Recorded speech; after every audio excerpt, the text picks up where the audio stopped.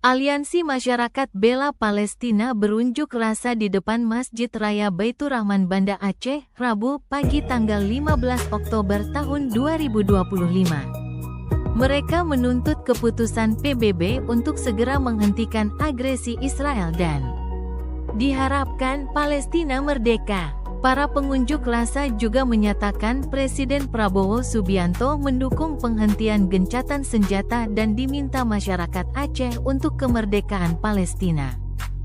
Koordinator Aksi M. Salman mengatakan, agresi militer Israel terhadap Palestina sangat tidak berperi kemanusiaan karena mereka menjajah telah berlangsung beberapa dekade.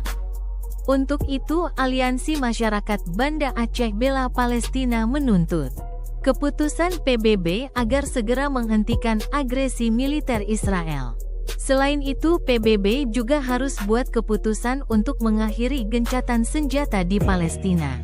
Seperti kita lihat di media-media di Palestina masih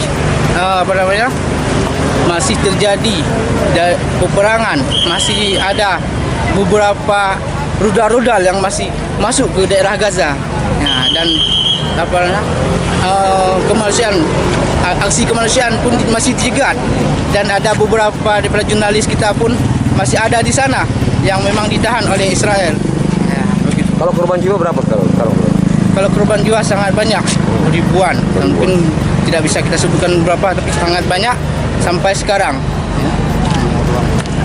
Aksi unjuk rasa ini berlangsung tertib dengan dijaga aparat kepolisian.